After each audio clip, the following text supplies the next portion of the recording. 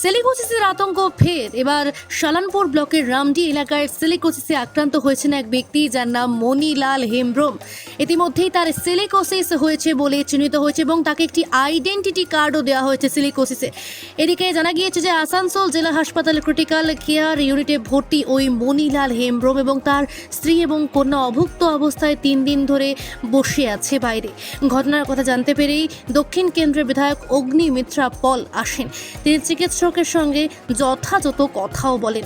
পাশাপাশি আসানসোল জেলা হাসপাতালের সুপারের সঙ্গে ফোনে কথা বলে তিনি তার স্ত্রী এবং কন্যার খাবারের ব্যবস্থাও করে দেন। বেশিরভাগ রোগীকে টিবি রোগী বলে চালানো হচ্ছে, যাতে সরকারি ক্ষতিপূরণ দিতে না হয়। পাশাপাশি কারখানাগুলোতে দূষণ নিয়ন্ত্রণের জন্য বা শ্রমিকদের সুরক্ষার জন্য কোনো কাজই করছে না শ্রম দপ্তর। আগামী দিনে যদি এই রকম চলতে থাকে তাহলে জেলাশাসক দপ্তর ঘেরাও করবেন বলে জানিয়েছেন অগ্নিমিত্রা পাল। বহু বছর পরে ঈদে বাড়ি ফেরা, সব যেন কেমন অচেনা অজানা। রায়ন বেটে, কেমন আছো ইদ্রিস চাচা? ভালো। শহরটা দেখছি পাল্টে গেছে না? ওই তো রবীন্দ্র সদন, আর এই আমার স্কোয়ার ফিল্ড। চাচা, ঈদের কেনাকাটা হয়েছে? আর ঈদের কেনাকাটা? কাল তৈরি থেকো, নামাজের পর পুরো শহরটা ঘুরে দেখাবো।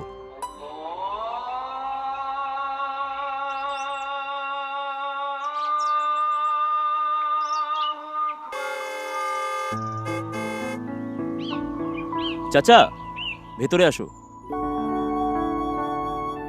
ঈদ মুবারক। এটা তোমার জন্য। আমার? কিছু ঐতিহ্য, কিছু সম্পর্ক কখনো পাল্টায় না। চেনা ঈদের চেনা পোশাক, পাঞ্জাবির রাজা নবাব।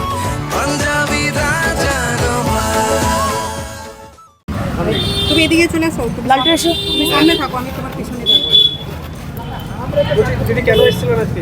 আজকে আমাদের সরকারি হাসপাতালে এসেছি আমাদের কার্যকর্তা এবং ছোট ভাই মনিলাল হেমব্রম। ও সিলিকোসিস হয়েছে।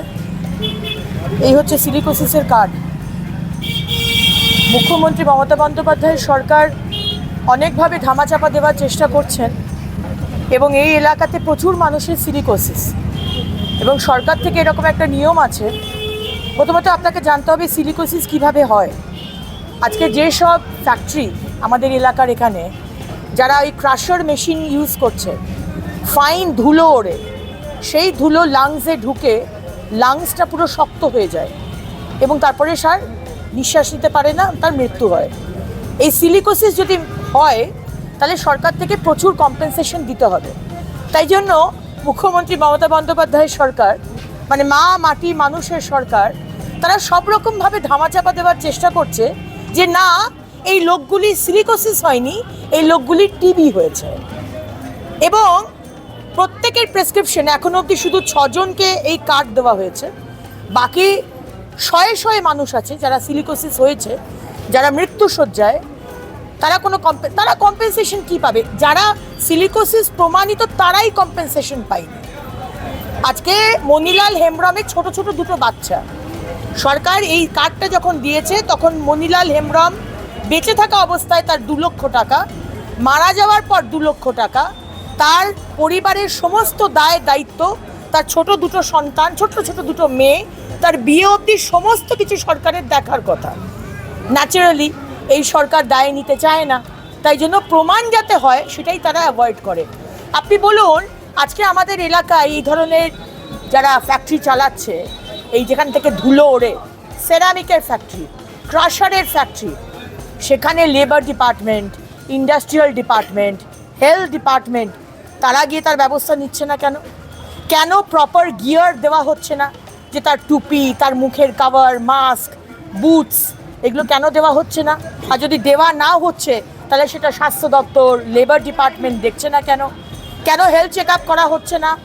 কেন আমাদের প্রাইভেট হাসপাতালে গিয়ে সিলিকোসিস হয়েছে কিনা প্রমাণ করাতে হচ্ছে? কেন সরকারি হাসপাতালে হলেই বলে দিচ্ছে টিবি?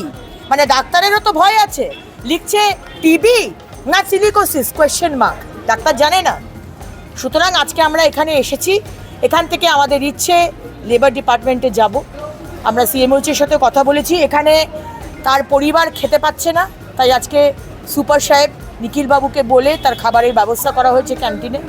এবং আগামী দিনে মনিলালের মতো মানুষ এবং মনিলাল যাতে সব রকমের মানে কম্পেনসেশন পায়, সব রকমের সরকার থেকে যা যা পাওয়ার কথা সেটা যাতে পায়, এবং যারা যারা ওই এলাকাতে, আমাদের এই এলাকাতে সিলিকোসিসে ভুগছে তাদের সবাইকে কিন্তু টেস্ট করিয়ে সিলিকোসিস এই কার্ড দিতে হবে এবং কম্পেনসেশন দিতে হবে।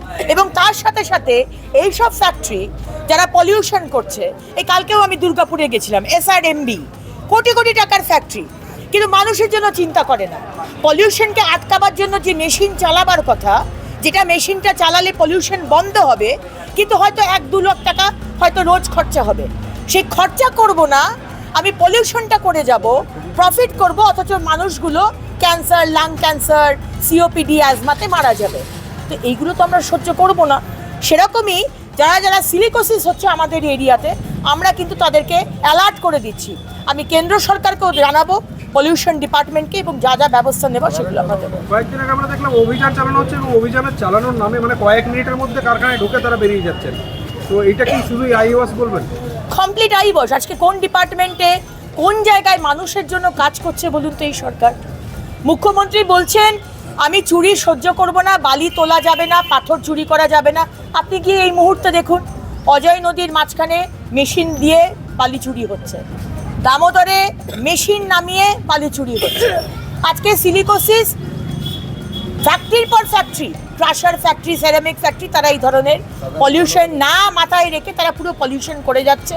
মানুষের কথা, শ্রমিকের কথা ভাবে না। লেবার ডিপার্টমেন্ট কি করছে? আমাদের মন্ত্রী মলয় ঘটক তো এই ডিপার্টমেন্টের ইনচার্জে আছেন, তিনি দেখছেন না কেন? কিসের জন্য? মানে টাকা পয়সার লেনদেনে সমস্ত কিছু চুপ করিয়ে দেওয়া যায়?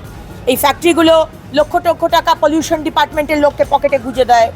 মন্ত্রী, MLA, বিধায়ক, আধিকারিক সবাইকে টাকা গুঁজে দিয়ে মুখ বন্ধ করে দেওয়া হচ্ছে। সাফার করছি আমরা আর এই মনিলাল হেমব্রমের মতো গরিব মানুষরা। এটা আমরা চলতে দেব না।